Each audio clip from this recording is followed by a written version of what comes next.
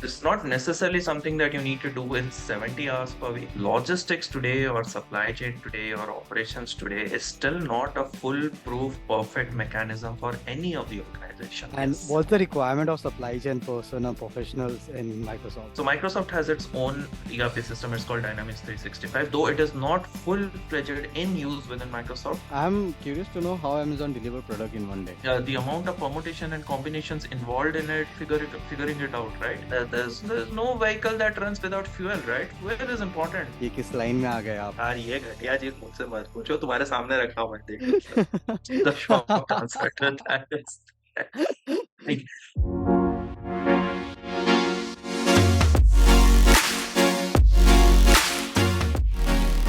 Hello everyone, welcome back. Today we are going to have a wonderful conversation with Mr. Siddharth. He have worked with Flipkart, Amazon, Microsoft, and that's all in supply chain. Right now he's working with IKEA as a consultant. We'll definitely like to know how it's feel to working with Microsoft, especially in supply chain, cause we know that Microsoft is a software company. So what's the need of being in a supply chain in Microsoft? So welcome, Siddharth. thank you so much. Okay, so I'll start with your recent post, right? As you have posted about the 70-hour work culture, which is quoted by Mr. Murthy, right? So, as per my knowledge, all the logistician, all the logistic people are already working more than 70 hours in a week, right? So, so why it's controversial to not have a conversation around that? That logistics people are already working more than 70 hours, but people have issue to work more than 70 hours. See, the thing with the 70 hours per week, and if you would hear that interview or if you read about it, he is mostly speaking about the productivity aspect of it, right? And the productivity aspect of it is generally the domain where we associate that is mostly around operations. And productivity may I can work 70 hours a week, but am I giving 70 hours worth of a result? So that's where the hard work versus the smart work aspect comes in. And in operations, there is another parameter or a KPI, what we call it, something called as throughput. So my machines are running 70 hours a week, but if I know that per minute or per hour, I'm supposed to give a finished good in a number X number of quantities per hour. So in 70 hours, I should be able to give 70 X numbers of that finished good, right? But in that 70 hours, if I'm giving 50 X of my finished goods, then my throughput is bad. So Hmm. even if you are more productive, then what's the point of being 70 hours per week, but you are giving exactly what you were doing for, and you can get that done in, 50 hours per week, right? True. So my disagreement to that or my agreement to that is, yes, I agree we need more, uh, we need to do more than what we are doing. But when we say we need to do more, we need to provide more output. We need to show more throughput.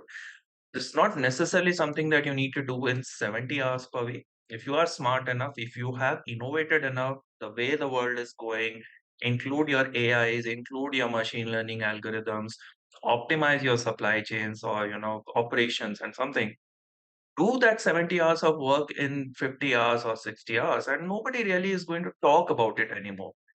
You gave what the world asked you, and I think that's okay.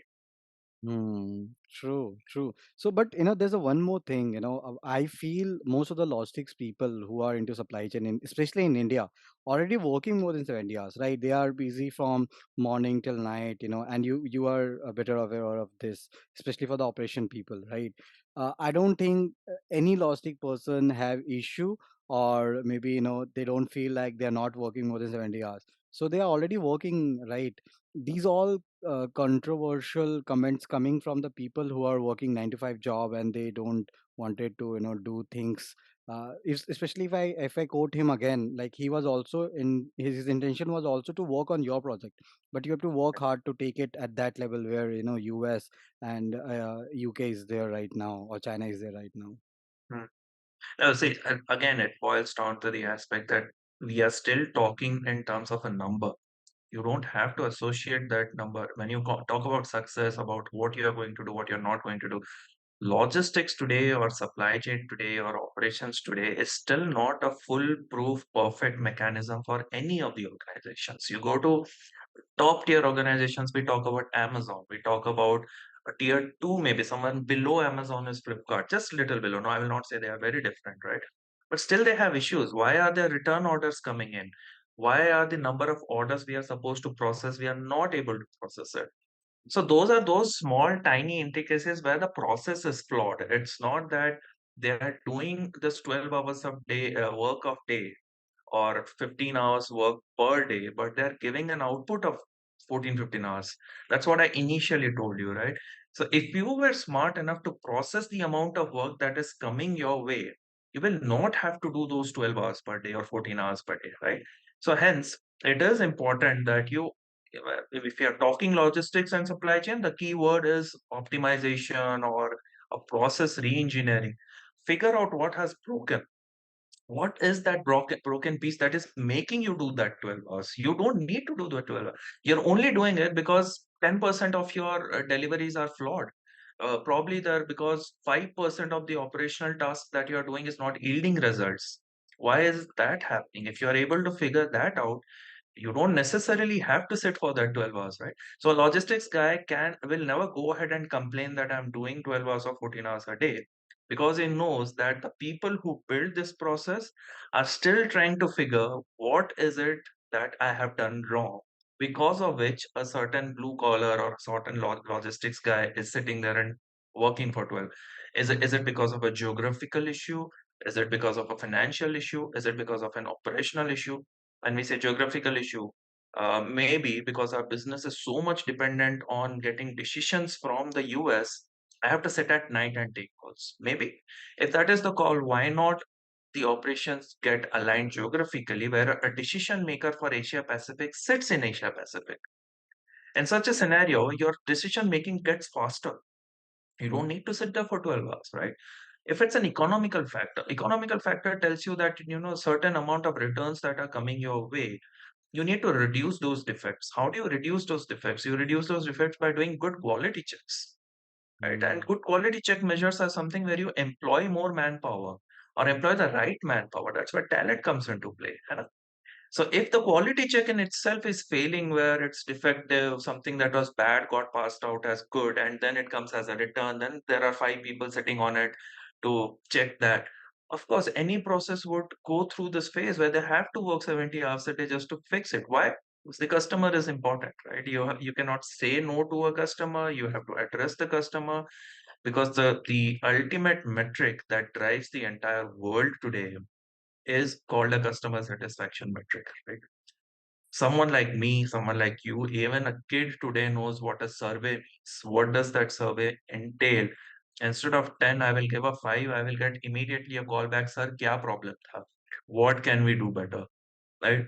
And every metric like that of a customer satisfaction dials back about your speed of delivery, the quality of delivery, whether the delivery man was polite enough, whether I got minimum calls, or the product that I received was of good quality, या 2 दिन में टूट गया. Nothing is perfect in the world of logistics and supply chain. And that is precisely what makes you do a 12 to 14-hour work per day. But not necessarily every process does that. Supply mm, chain is broken down into multiple sub verticals. A guy who does demand planning or a guy who does supply planning does not necessarily sit for 12 to 14 hours a day, right? But a guy who does warehouse management or a guy who does logistics and distribution or a last mile transportation may be doing a 12 to 14 hours a day.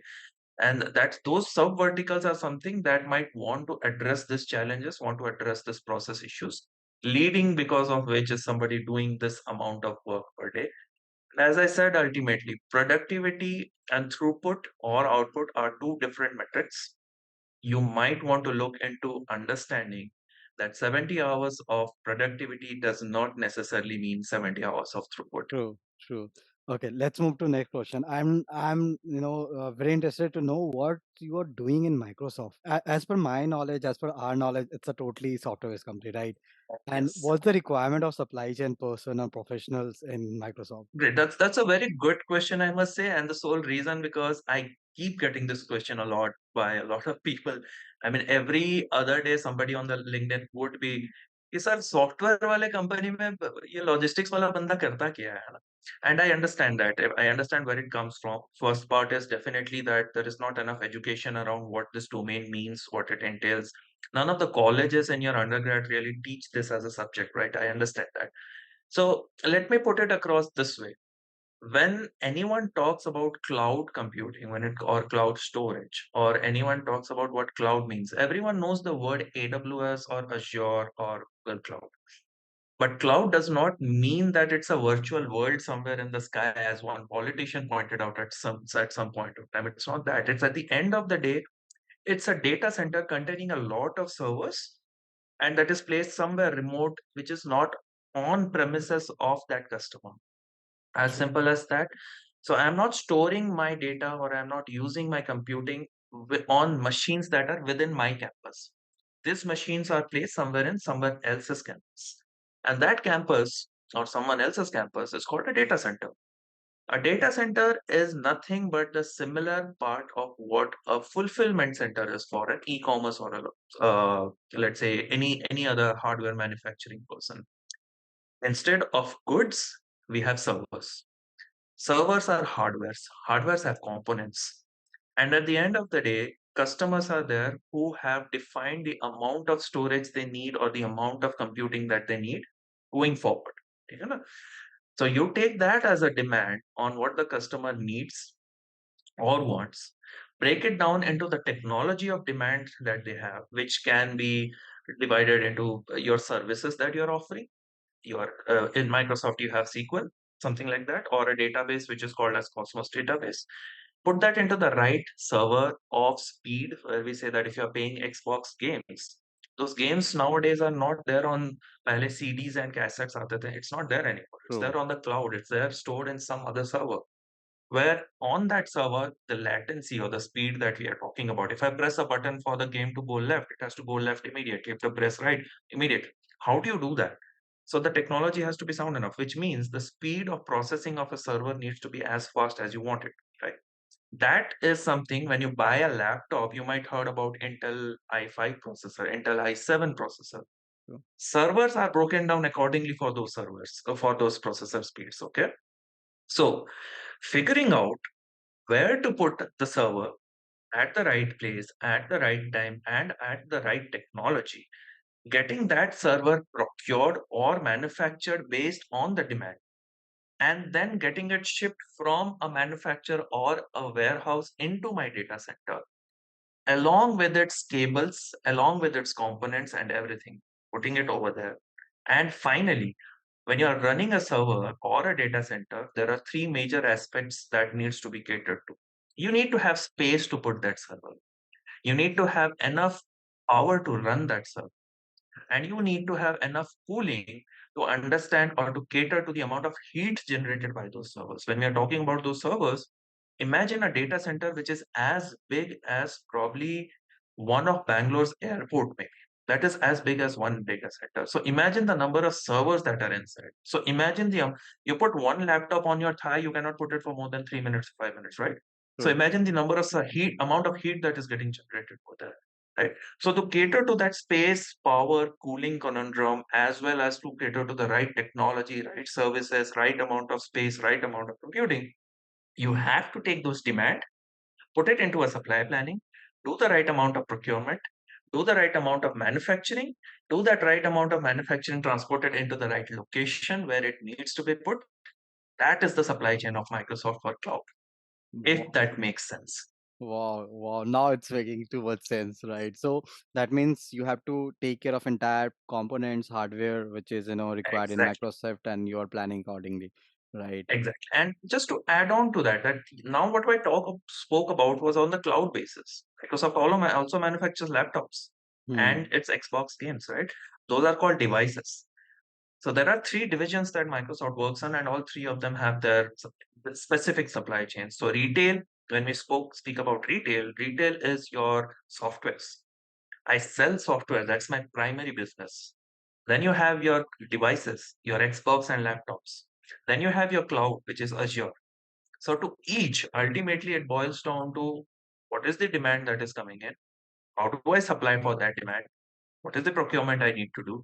Where do I need to manufacture those things? How do I get it and bring it to the right marketplace for sale? That's the supply chain. Okay, now Siddharth, I'll definitely like to know the technical part of it, right? So, as a being a supply chain planning person, or maybe demand person, right, or maybe procurement person, what kind of automation or solution you use in this kind of company, like so Microsoft or some other software companies? See, what happens is when you move from, let's say, a tier three or a tier two org or an organization to a big tech.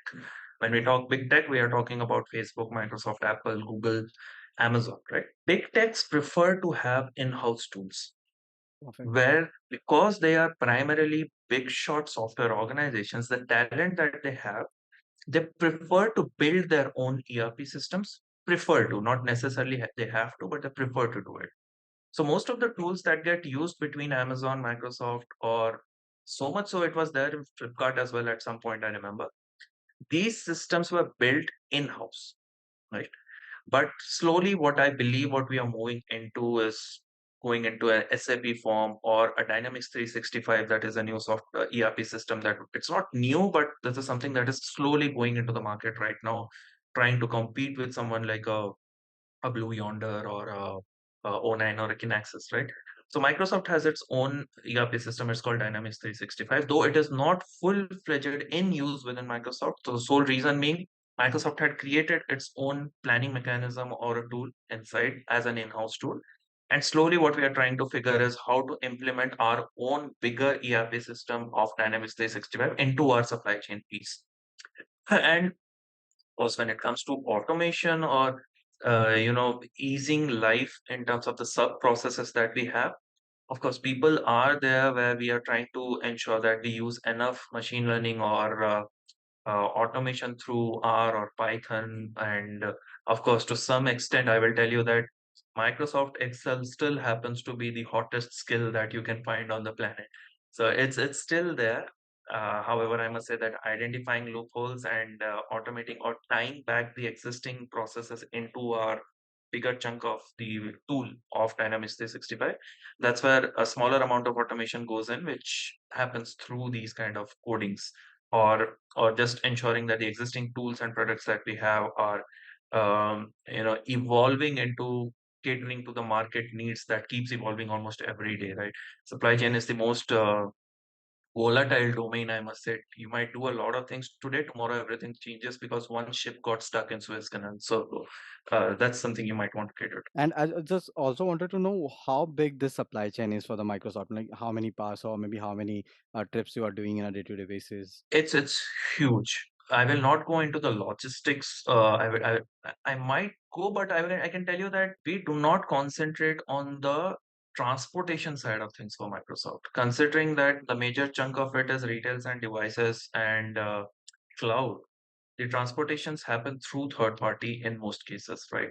So other than that, if I just talk about the volume of the supply chain over here, we are talking about, just imagine that, as I said, one data center is as big as one airport and a large scale airport. It's not a small airport, okay? Imagine having 2 to 3 data centers per city. Imagine having 10 to 30, 15 cities per country that have those set up. And imagine having that set up in close to 50 to 60 countries. Now, break that down into the number of servers that we can accommodate in that. Each server costing around tens of thousands of dollars, right? So the overall capex or the overall budgeting or the overall amount of money that we are dealing with accounts for the revenues of a lot of companies altogether. It's billions of dollars. It's Hmm. already created in terms of infrastructure, in terms of what exists, and the ones that are work in progress or the ones that are coming in are also worth billions of dollars. When billion with a B. So that's the magnitude we are talking about. Very difficult to compete against, very difficult to even imagine psychologically or imagine on a virtual space how much that money is. It's just huge. That's all I can tell. Okay, so that you have worked most of the time in e-com, right? what's the difference between working in an e-com company and working in some other supply chain domain? We all know about the e-com challenges. Returns is there, fake product is there, right? And there are multiple warehousing is there, which is a major problem for most of the e-com companies, right? Because doing delivery in 1 day or 2 day, as you have worked in Amazon, right? They have 1 day delivery, right? So, what are the challenge you face in e-com supply chain? See, as you rightly pointed out, right, e-commerce supply chain is faster, more complex, and caters to in terms of the number of products that you talk about or the number of customers that you're talking about in a more exponential manner than what a software company does, right? Uh, to put it across this way, Amazon, the amount number of products that are there in Amazon or Flipkart is in number of billions. Okay, 3 billion or 4 billion products are listed on Amazon globally. Now you go that put that across in a software organization like Microsoft. What are the number of products that we have? It's nothing compared that to Amazon or Flipkart. And then to the number of customers that I cater per day. Right? For someone like Microsoft, it's mostly a B2B scenario. Mostly 99.9% of business to business. I'm selling to a business. Amazon is a B2C and to some extent a D2C, right? Because it manufactures its own and it passes it on to the customer. When you're talking to a direct end customer, the number of transactions that you do per day, the number of products that goes through your entire supply chain per day is huge when you compare that to a supply chain of a software organization. Now, all we are talking about is the count of products, the count of customer, the count of complexity that might come in. So that's the only difference that you might find in that count. And hence, that leads to operational inefficiency or operational efficiencies. That is the biggest difference that you will find between a software company or a e-commerce company. Because when I'm dealing with 3 billion products per day compared to, let's say, 300 products per day, I will definitely have a quality issue. I will definitely have a throughput issue, or I will have a productivity issue.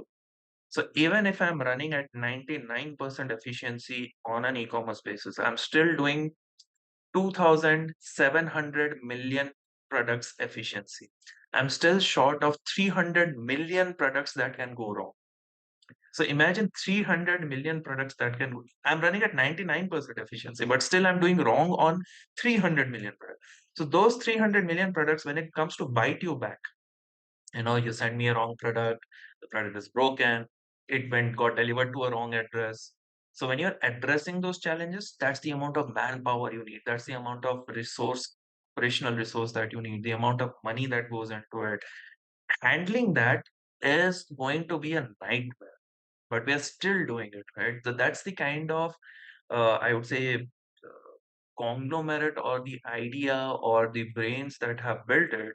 You need to really start appreciating that a bit more. So, and you put that across to someone like a Microsoft, where we are dealing with the same amount of money, but lesser number of customers, lesser number of products, and hence the amount of complexity around that is not as, I don't want to use the word challenging because it comes across as, my work is easier than yours. No, but I'd still want to use the word that it's less challenging than e-commerce. But the end of the day, one mistake with Microsoft is going to cost you much more amount of money than one mistake of Amazon. I hope you understand the logic Yeah, around it, right? yeah, So totally. if I don't deliver a consignment of servers to the right data center, that consignment is worth millions of dollars instead of 200 rupees or 400 rupees. And if does not get, you lose a customer that was supposed to pay you $20 million per year, not a customer who is going to pay you 500 rupees for that, right? So that's the difference, that's the challenge, that's the kind of difference that you will find between the two organizations. I have a two follow-up question. The first, what is the impact of logistics or maybe supply chain on any product in terms of percentage? So if I'm buying 500 rupees goods, so what is the percentage of supply chain cost in that particular product? Second, how Amazon and Flipkart, dealing with this kind of challenges in terms of automation and softwares? So I'll put it across in this way that ultimately your transportation cost is where organizations like Amazon and Flipkart try to have it and build it in house. How does it start off with is when I set up my organization, when I set up my e-commerce space, I start off with a third party. I use their services for my transportation needs, my first mile, second mile, middle mile, and the last mile, right? But someone like Amazon, what they have done is they have started Amazon Transportation Services and Amazon Logistics, right? That's their in-house logistics. What we realized was ultimately it's going to be cheaper in the long run because there's a leadership principle in Amazon called think big. So what happens is whenever they start something, they start thinking about it globally. So what happened was when we started off Amazon Logistics and Amazon Transportation, the objective of that was whatever is dependent on third party is going to start coming into us, and we have to take it at the end goal is 100%. It is not possible right now. It's very complex, but the end objective is we take everything on our own. That reduces my overall transportation cost by an X percentage. Now, the overall transportation cost to the product, what you will realize is unless it's my own manufactured good, I do not have a cost of manufacturing. So all my cost is on operation and logistics. When I say operations, it's about how do I get that product, where do I keep it, how do I store it, how do I put it into a truck that goes into delivering it to my customer, where do I deliver it from? For that, I have to set up a sort center, I have to set up a final station, right? Those are my operational cost, OPEX, which I call it, right? Compare my transportation cost to my overall operation cost per delivery, not much. It's a very I would say not minuscule, but as a percentage, it's not very high. So from an overall percentage, if I have to talk about it, it might cost you around 10% of your overall cost in getting a product from a supplier and delivering it ultimately to my customer. Because my overall cost on just getting that product to my end station before delivering it to my customer is going to be very high. That's where the cost part comes in. In software, again, it boils down that the last mile, the transportation or the logistics, it is ultimately going to be a very small cost of my overall operational again, because running a data center is going to be very expensive compared to getting a server just from a manufacturer and getting it delivered to my place. So from a cost perspective, even though it is small, that small amount overall adds up to millions of dollars. Uh, 10% of, let's say, my overall OPEX or my operational expense of billions of dollars, 10% of that is still $100 million, right? So that's still a lot of money that we are talking about. I'm curious to know how Amazon deliver product in one day. I have a lot of people. The short answer to that is like, I have a lot of people who do that. But yeah, it is again, it is about good planning, which we call it as network design. Network design along with an amalgamation of good inventory management. That's how it works. So, to give you a small example, if you want to order, let's say, just a teddy bear, small teddy bear that you want to order till 2 o'clock, if you order, you'll get it today itself, right? That's why the concept of having mother warehouses, mother hubs, which we call it as, or having warehouses nearer to the city, or having enough inventory in my bigger chunk or the main warehouse is something that we do. That inventory planning is something that gets associated with good demand planning. That's where category management comes into play. Category management is nothing but the set of people who deal with a certain category of product that is being sold. They have to be accurate enough to come back and tell the logistic guy or the supply chain guy that, you know what, I am going to sell this much of a product in the next 3 months, 6 months, 9 months. If that confidence is good enough, I'm going to hold that inventory. I'm going to get that next 6 months of 9 months of inventory and keep it ready, because these are goods that are not going to perish. These are non-perishable goods. I can hold it for 6 to 9 months. And when I get that product, that's where the vendor management guy comes in. That's where the procurement guy create the terms and conditions that if I'm not able to sell it in the next 6 to 9 months, as my category guy told me, then I have to give it back, because then I will start having holding cost on it. The holding cost is, it's taking up space. It's going to create a nuisance for me if it gets, become defective in the 6 to 9 months, something, a rat pit or whatever you want to call it, maintenance cost, right? So it is a cycle of supply chain again, where we are talking about category team letting you know what is going to come in for you for the next 6 to 9 months. You have that particular demand with you. You procure that demand. You put it in the location where your network design is so good that you're talking, this demand is going to cater to this pin code. X demand is going to cater to Y pin code. So you ensure that the right Y pin code has that amount of inventory that was planned by category for you. So whenever you are ordering, that particular product is never 6 to 9 hours, more than 6 hours or 9 hours away from you, right? Mhm. And then that's at the end of the day, if I'm not able to sell it, if the orders are, there's always a supply versus demand or the plan versus actual discrepancy, right? Plan might have told you 100, you sold 80, or plan told you 100, you might have sold 120. Those kind of discrepancies will always hold. And no demand plan is 100% accurate, right? Forecasting can never be 100% accurate. So that's why you keep some excess inventory, but the vendor management guy is always going to tell you that, I have done this terms and condition with my supplier. If we are not able to sell it for whatever number of times or whatever number, he will take it back. And in addition to that, the good part, if anyone hears this out, he or she might think, यार ऐसे तो बहुत inventory आप लोग लौटा देते होगे, it might be returning. That's just landfill, because ultimately it's a waste 9 months or 10 months down. No. So that's where vendor onboarding, or let's say the selection of vendors, also happens based on the carbon footprint goals that Amazon or Microsoft has for themselves. These goals that we carry for themselves, that we are going to go carbon neutral or we're going to go green by 2030, 2025, whatever it is, we want to ensure that the vendors that we are talking with are aligned with those goals. And hence, if that product is not going to get sold or not going to go to the customer, it should be recyclable, should be reusable, or at the end of the day, broken down and those parts getting used somewhere else. So we also ensure these audits are in place where vendor is not making the product a landfill for us, Mhm. right? So if you talk end to end, that's how it works, and ensure that we are not necessarily the excess inventory. If we are carrying, it's not pollution. It's something that we do with a conscious mindset. Oh, wow, so many things to, just blowing my mind. So that I really wanted to go deep in this, right? So as you mentioned, you guys keep the inventory, and you also forecast what kind of demands coming in. So how you do it? Because if I take example of India, right, it's such a big country. There's so many people ordering so many different things, right? So even if I'm staying in a building of 12th floor, right, there's different families, they're ordering different things. How you manage the inventory nearby my city in warehouse, right? How you are aware that what's coming in, and especially in sales, right? There's different kind of product, different kind of family, different kind of need, different kind of inventory.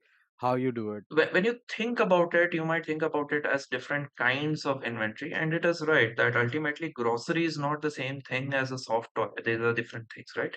And hence that's where the products are categorized. Products are categorized based on the kind of product it is. It can be an electronics, it can be a furniture, it can be a perishable good, it can be a grocery or a food item, right?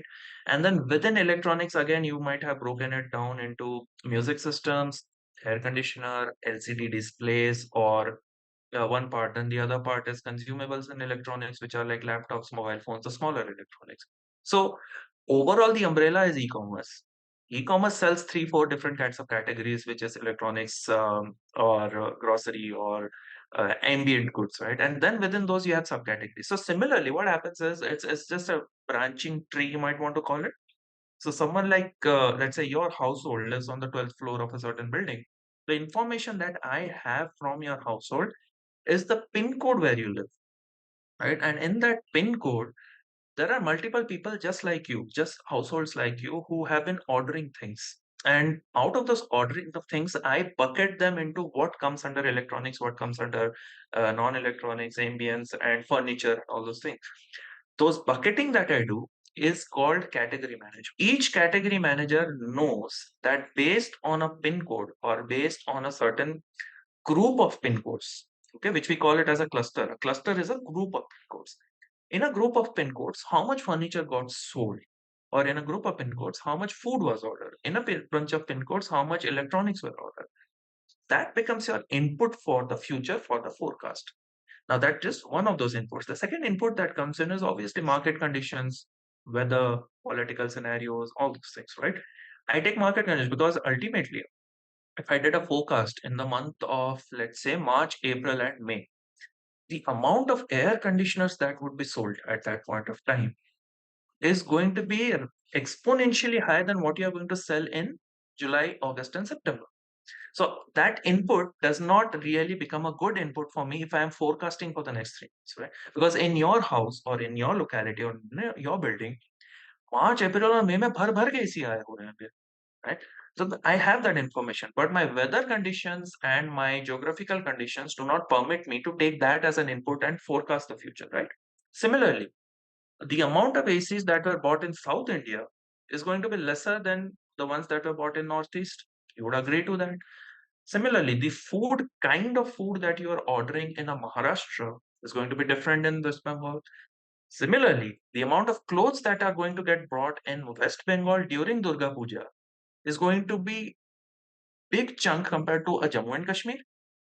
So this category or this set of people takes that information, puts that into the time of the year, the kind of product order, the kind of people who are ordering it, the pin code that they're living in. We take all that into consideration and we create a forecast. The forecast says that Durga Puja is in October. The amount of clothes sold is not going to be the same for January, February, March, and hence January, February and March में last year हमने ये बेचा था.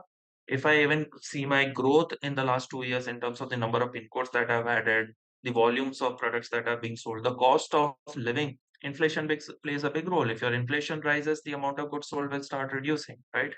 So take that into consideration, create a forecast. Category passes that forecast into the planning screen now. Planning takes that into consideration, tells you what is the amount of buffer we need to add into it. Why we are talking about buffer? Because plan versus actuals will never be 100% accurate. Category might tell me, you're going to send 100 ACs in, let's say, Pratik's house or Pratik's pin code. But should I keep exactly 100? Because two or three might be defective, right? Somebody might return things. So I need to keep 120 at least. These are hypothetical numbers.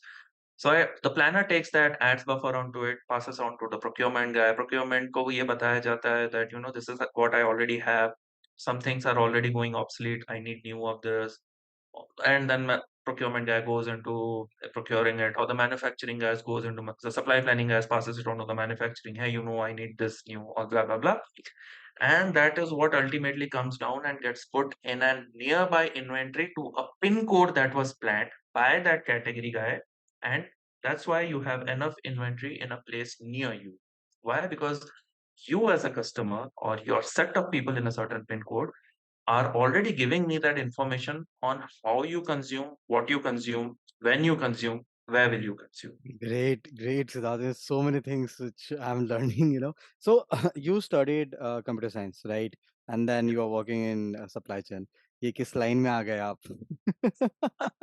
Yeah, the funny side to that is, as an any Indian household, right? I was born and brought up in a very a lower middle class upbringing. My dad was working in a bank, and obviously there were just two professions you can choose by: engineering or medical. And I don't know, since childhood I had this thing कि यार engineering नहीं करना है, medical मुझसे होगा नहीं, engineering करना नहीं. So during my 12th or 10th, I knew what I didn't want to do, but I didn't know what I wanted. So I was stuck in that conundrum that engineering तो नहीं करना, but करना क्या है वो नहीं पता. So what happened was, unfortunately or fortunately, I was good in maths and computer science. मतलब वो 12th के रिजल्ट आ रहे हैं, फिजिक्स केमिस्ट्री मैथ्स मिला के 100 आते थे once upon a time. So like 33, 34, 33, and yes, 100 out of 300 is what I used to get. Uh, but I was good with maths. I got some 99 or something in maths, and computer was 95 or 96. And there used to be a course in my undergrad studies. It was called BSc in Mathematics and Computing. So turns out that the two subjects that I'm good in, there is already a course who teaches only these two subjects. So I don't need to do engineering for it. So then when I entered that course, obviously coding was there and I knew how to code. I was good enough with that. But the mathematics aspect of it was, when you're in your 12th standard in an ICSE or CBSE board, it's as easy as put the formula, get the answer. Pythagoras theorem, I know a square plus b square equals to c square. But then you start doing your undergrads, and the teacher asks you, please prove that a square plus b square equals to c square. And that's when it started going wrong for me. And I realized कि यार कहाँ घुस गए हम, and I don't want to do maths anymore. I want to go to computer science. So while I was doing my graduation, I had taken that call that I will not do my master's in maths, but I'll do my master's in computer science. Then I went to Edinburgh to do my master's. That's why the teachers over there started giving me coding assignments that, write a Java code to build this game or something like that. And then I realized, coding acha nahi lag raha hai, who wants to do coding? All my friends are doing coding and I see their lives. I don't want to do that. So I decided I want to come back to maths again. I realized maths is better than computers. And the sole reason for that was uh, one of my roommates, that I hope he gets to see this, that when I was in my graduation, his name is Alok. He was doing his industrial engineering and operations research PhD in IIT Bombay at that point. So when I came back from my master's, we had this discussion that, I don't know what I'm going to do from here. And he said that, what we studied in our undergrads, they never taught you exactly the implementations or the execution of your education. But now I know. So that's when I sat with him to understand where mathematics actually comes into play, where industrial engineering comes into play, where that's where supply chain comes in. Because in my assignment, find out the shortest path between point A and point B. But nobody told me or taught me why are we doing it. Then I speak to my friend over here and the professor who taught me that, going from point A to point B is going to get implemented in the last mile optimization of your trucks. You can use this and it's getting used everywhere. I said, wow, this is a revolution. I want to do this. Now let me understand this more. And hence I started pursuing goals related to supply chain at that point. I had the degree in maths that helped me definitely. The computer science degree was definitely a fluke because I didn't know that it's going to turn out this way. And ultimately, this is something that I always tell the newcomers into the education stream, the decisions that you take or the ambitions that you have when you are 18-year-old or 21-year-old, they are going to evolve. They will never remain the same for 20 years of your life. In the 3 years of your education, you start realizing about what you like and what you don't like. And when you start realizing that, it is completely okay to start pursuing something that you start liking again. So for me, it was something similar. I didn't like computer science. I used to like computer science. 12th में 96 आया था यार. But then I realized that I don't want to do coding. That's what made me switch into maths again. And when I came into maths again, I didn't know what I wanted to do until someone showed me the way that, this is the right way to do things. And that's how my first job is what I landed with Tesco. That was about transportation planning and logistics and distribution. It was about, figuring out if you have 1,300 stores in Thailand, if you have 80 vehicles with you, four different types of vehicles, which are four-wheelers, six-wheelers, eight-wheelers. Not all stores can take all kind of vehicles. You have four kind of order types: frozen, non-frozen, electronics, ambient, and you can only deliver goods to a certain store at a certain time. That makes it my linear equation, not even linear. It's a simultaneous, multivariate simultaneous equations, four different variables, the amount of permutation and combinations involved in it, figuring it out, right? That's the interest that stuck me. Now I have a tool who will do it for me, but now I know what the tool does. Now I know where my education is getting fit in. That simultaneous equation of multivariate analysis, that's where it's going in, right? And that's how it started. So a call that was taken when I was 18-year-old that I don't want to do engineering, moved on to the aspect that I don't want to do computer science, moves on to the aspect of really being able to associate the education with an industrial impact. So I haven't lost out on anything कि ये कहाँ आ गए or something कि computer science करके आप supply chain कर रहे हो. But I think it was a combination of both my degree, my 12th education, as well as some amount of, let's say, mentoring or a brotherly support from my roommate who was able to show me the way of the education that I've had. So even today, if somebody is able to, we are at that state, you cannot help everybody, but somebody can help, at least one person. I think I was that one person for my roommate. I owe my career to him as such. क्योंकि college के time में वही cheat बना के पास करा ना मुझे उसी ने सिखाया था. So yes, that's how it is. No, it has nothing to do that I have a computer science and I'm doing something. Even a computer science guy can do it. I know people from the background of agriculture sciences who are right now doing supply chain manufacturing operations. So it's about the evolution of what you like and what you don't like. It's going to evolve with age, with your exposure. Today you might be in a certain college doing a certain job. Probably 5 years down the line, you might not be doing the same. That's how it is. Wow, that's really impressive. I really wanted to, thank Alok for, guiding you to land in a such job, and that's really impressive. Even I'm going to share with my, uh, brother or sisters or whoever my friends that mathematics करने के बाद supply chain में job मिल जाएगा. So नहीं वो अब that also comes into play भाई कि आज भी मुझे अगर somebody tells me prove that A plus square plus B square equal to C square I am like यार ये घटिया चीज मुझसे मत पूछो तुम्हारे सामने रखा हूं मैं देख लूंगा Right. Okay. One last thing I definitely like to know, you're working in IKEA as a freelancer, right? And recently you posted about the benefit of working in full time of freelancer, right? So या I definitely like to know, after working in a decade, in around a decade in a profession, and then you are starting your own freelancing, right? Uh, how challenging it is, or is it good or bad? Yeah, yeah. You can right now most of the youth working as a freelancer, they are looking out as a freelancer. So what's good, working after certain years and starting a freelancing, or starting a freelancing from very beginning? I would say that definitely an industrial exposure helps you. So what works in my favor, let's say when I started off on LinkedIn, or definitely, you start off with 40 connections, 50 connections, 60 connections. And when you make those connections, the initial account is created just for the heck of it. You don't really going to exploit it as much. But then you move into, aspect of switching a job or finding a new opportunity. And if you have the curiosity to learn, you will realize that the company is not giving you everything to learn. The resources is not available everywhere. Uh, it's like your college days again. The teacher teaches you a lot, but ultimately it's your friend who comes back and teaches you on the last night of exam, right? So if you're able to find that right friend, that's when it works out in your favor. And 99% of the cases of any youth in our country works that way. So finding that right network involves understanding how the industry works. That's the first step that I would say. To know how the industry works, I can tell you that a vice president in a banking organization is as good as a team lead in a software organization in terms of job title, right? Hmm. But if I don't know that because I don't have that industrial exposure, for me, यार वो तो bank में vice president है.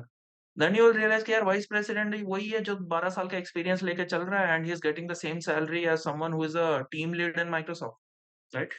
So titles को लेके flow हो जाना या तो understanding what each company does. To just give you a very nascent example, you didn't know what supply chain happens in Microsoft. It is only because I told you, or somebody will tell you, or you might read it on the internet. That's how you get to know, right? Now, if I was not there, if it didn't even exist for you, how will you come to me? How will anyone get to know what the supply chain, how does it work in Microsoft, right? That's part one of it. The second part is with that industrial exposure, obviously, you start building a network. Because of that industrial exposure, you will start getting to know that in a particular domain, who are the experts, who are the people who are going to really do well or have done well in that. And that again comes through the aspect that if I, as a no one with no experience, approaches a vice president or a director of an organization, that person will not take me seriously. Right? I will have to go back to them with some amount of credibility around my achievements or what I have done already, and then speak about it to them and let them know, you know what, in the last 5 years, this is the things that I have done. Here is my profile, resume, achievement, certification, whatever it is. Do you think that with this credential, I am able to collaborate and support you in your big aspirations that you might have? A director will have 15 different projects he's working on, but how does he trust you? Right. So to start off with, I would definitely suggest that take that industrial exposure stump to some extent, build some success around it, take that success as your relevant platform to your network or to someone who you think you who can mentor you or someone who you think can give you more work to learn, to contribute, or to earn. Then you start working around it. The good and the bad about it, see, for someone like me, I didn't start off on day one. It started off 6 to 7 years later after I started working. And it did not become very challenging for me for the sole reason being I started doing small projects in my while I was doing my work. When I say small projects, a random organization would just approach me to tell me, you know what, we are setting up an e-commerce organization somewhere in some part of the world. We just need to understand how it works in your world and what do you think we can do better. As simple as a question like that. And you keep answering them because you have done that. You have achieved it. They trust you. Your credential exists, right? And then you get paid for it. Once you have done that, then it gets passed on. That success story gets passed on because the person who introduced you to that third party or that third party know that you already exist. That starts giving you more projects. So that starts giving you or starts building the way for you. Initially, it might not be as good as possible, but probably twice a month. Let's say I'm giving you an hypothetical example of how freelancing has worked for me when I had a job, when I was doing a full time job. I used to take just one or two projects per month. What does that involve? Just a 1 hour discussion on letting people know what I do, whether they can do things right, and what are the kind of implications that they might have. If I did not have that experience, how will I let them know about all this? Two projects a month, that's enough biryani money for me for the entire month. That's it. So if that 2 hours is good enough money for me, I realized that, why not take it into a larger scale? Because with whatever is happening in terms of layoffs, in terms of companies not really caring about emotions of people, 20-year people getting laid off, freshers getting laid off, there is absolutely there might be some back-end algorithm which I don't know, but then from an onlooker, there is no care in the world about how business inspires people, right?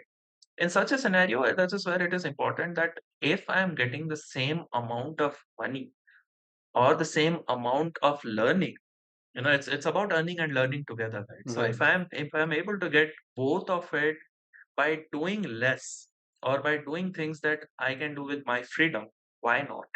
Hmm. So my advice to anyone who wants to start off on this domain is please start off with some industrial exposure and then leverage that industrial exposure to build your network and then start working towards it. Having said that, don't make it like a full-fledged dependency for your earning as well as learning, right? You might want to do it after a few years when you are stable enough and your network is good enough, but not right away where you're struggling to pay your bills, right? It is only when the biryani is on the table that you can think about doing something else. Otherwise, you will die of hunger. Don't do that. Right. So you have to arrange dal chawal pehle, then go for biryani. Yeah, there's no vehicle that runs without fuel, right? Fuel is important. And my dad used to tell me ever since that there should be no compromise on food and sleep. I have quit jobs because it asked me to not sleep properly. So I will not do that. At least I believe in that principle. I'm going to take it forward. Food, sleep, that leads to a happy mental health, that leads to a happy family.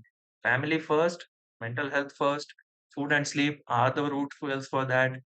First address that, then move on to your own ambitions.